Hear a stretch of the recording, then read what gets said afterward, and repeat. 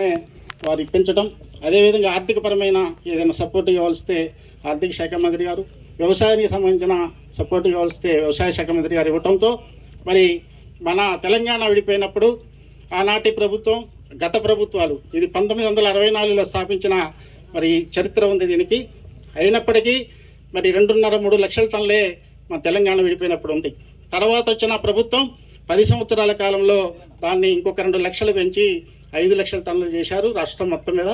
మరి మేము వచ్చిన తర్వాత సంబంధిత ముగ్గురు మంత్రుల సహకారంతో, ముఖ్యంగా రెవెన్యూ శాఖ మంత్రి గారి అవసరం మాకు మా కార్పొరేషన్కి ఉండటం, వారి సూచన మేరకు, వారి సహాయం మేరకు మరొక్క 30 ప్లేసుల్లో ఇంకొక 5 లక్షల టన్నులని పెంచాలని, టోటల్గా మా కార్పొరేషన్కి 10 లక్షల టన్నుల కెపాసిటీ గోడౌన్ నిర్మాణం కోసం ప్రయత్నం చేస్తూ ఉన్నాం.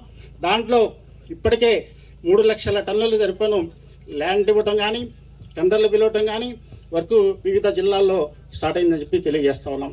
దీనికి అంతటికీ కారణం మన జిల్లా ప్రాంతం, మన ప్రాంతం, మన జిల్లా వాసులు అని చెప్పి నేను ఆనందంగా తెలియజేస్తూ ఉన్నాను.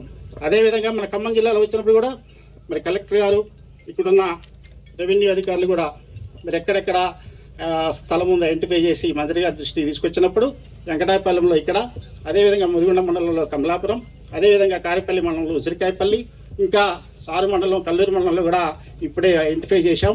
ఈరోజు రేపు అది కూడా ఫైనల్ చేస్తామని తెలియజేస్తున్నాం. ఈ జిల్లాలో ఉన్న 5 నియోజకవర్గాల్లో కూడా మరి మా సంస్థ తరఫున ఈ అందరి సహకారంతో గోడౌన్ నిర్మాణం చేయడానికి మేము ముందుకొచ్చాం. దానికి వీరికి ప్రత్యేకంగా మంత్రులందరికీ, ముఖ్యంగా రెవెన్యూ మంత్రి గారికి కృతజ్ఞతలు, ధన్యవాదాలు తెలియజేస్తూ ఉన్నాను. మరి ఇంకా మిగతా విషయాలు సాటి గురించో, ఈ ప్రాంత అభివృద్ధి గురించో, రాష్ట్ర ప్రభుత్వం గురించో నేను చెప్పడం ఇంత బాగుంటుంది. ఈ సందర్భంలో మిగతా విషయాలు సార్ మాట్లాడతారు. సార్